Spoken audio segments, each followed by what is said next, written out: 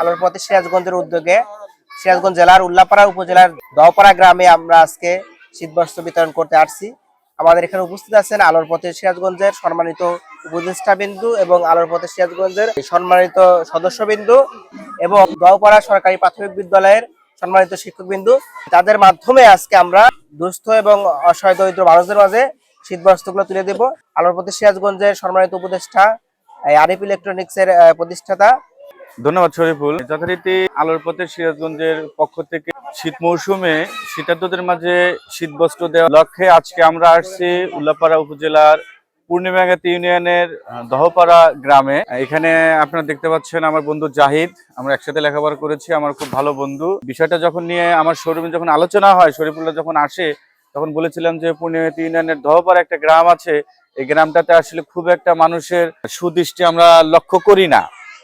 তো তারই ধারাবাহিকতা আমি জাহিদকে ফোন দিলাম। ফোন দেওয়ার পরে জাহিদ বললেন, হ্যাঁ দোস্ত, এটা খুব ভালো একটা উদ্যোগ নিয়ে এখানে দেওয়া যেতে পারে। জাহিদের সাথে আলোচনা করে আমরা এখানে আসছি। আমরা যেখানে আসছি এগুলো দেওয়ার জন্য। আপনারা খুশি তো?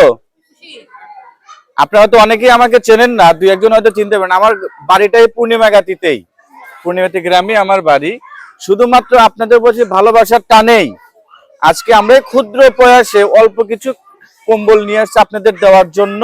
আর সর্বোপরি যে আলোর পথে সিরাজগঞ্জ একটা সংস্থা, এটা ছোট ভাই শরীফুল ওরির অনেকটাই প্রচেষ্টায়, সাথে আরো কিছু ছোট ভাইরা আছে, তাদের সহযোগিতায় আমরা মাঝে মাঝে একটু সহযোগিতা করার চেষ্টা করি।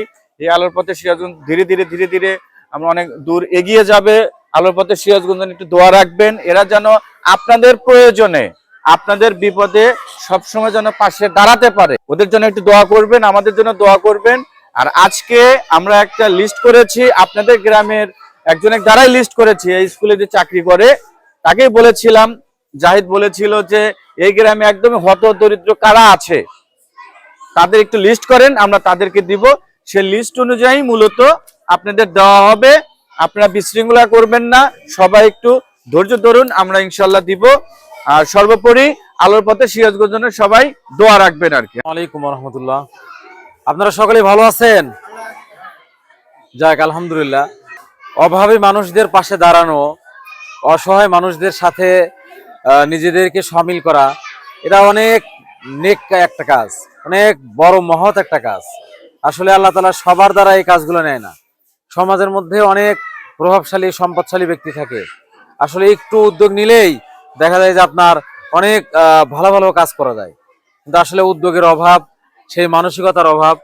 আলহামদুলিল্লাহ, আল্লাহ তাআলার অশেষ রহমতে আমাদের ছোট ভাই শরীফুল ইসলাম এবং আরো বেশ কিছু ছোট ভাই আলোর পথে সিরাজগঞ্জ, তারা উদ্যোগ নিয়েছে, তারা আপনাদের মাঝে কিছু শীতবস্ত্র নিয়ে এসেছে। তা খুব একটা আহামরি কিছু না, একদম নিতান্তই সামান্য কিছু জিনিস। তারপরেও আপনাদের প্রতি ভালোবাসা থেকে আরিফ ভাই যোগাযোগ করে আপনাদের মাঝে এই যে শীতবস্ত্রগুলো নিয়ে এসেছে, আপনারা তাদের জন্য দোয়া করবেন। নিজেরাও ইসলামের পথে থাকবেন, নামাজ কালামগুলো ঠিক মতো পড়বেন। আসলে আমাদের সকলকেই দুনিয়া থেকে চলে যেতে হবে, এই জন্য যেন আমাদের পরকালটা যেন সুন্দর হয়, আমরা সেইভাবে চলবো। আমরা এদের জন্য দোয়া করব, আবার এরা যেন ভালোভাবে যেন আরো সুন্দরভাবে আগামীতে কাজ করতে পারে, আরো যেন ব্যাপক পরিসরে মানুষের সেবায় তারা যেন খেদমত করতে পারে। মহান আল্লাহর কাছে হাজার হাজার শুকরিয়া আদায় করি যে আল্লাহ তাআলা একটা মহৎ কাজে, ভালো কাজে শরীক হতে পারছি, সে আল্লাহর কাছে শুকরিয়া আদায় করি। আলহামদুলিল্লাহ। ভাইগনা আমাকে পড়াই বলে যে মামা অমুক জায়গায় আমার সংগঠন থেকে এসেছে, চলেন যাই দিয়ে আসি। আল্লাহর কাছে আমি সবসময় দোয়া করি এবং সবার কাছেই আমার একটাই অনুরোধ যে এই ভাইগনা শরীফুল একে সহজে করবেন। এই ভাইগনা অনেক যুবক বয়সে সে মনে করেন যে এই অসহায় মানুষের পাশে দাঁড়াতেছে, অর্থ না দিতে পারলেও সে শ্রমটা দিতেছে। আমাদের অনেক অর্থ আছে কিন্তু আমরা সঠিকভাবে আমাদের বিজনেসের কারণে, আমাদের কর্মের কারণে অসহায় মানুষের পাশে দাঁড়াতে পারি না।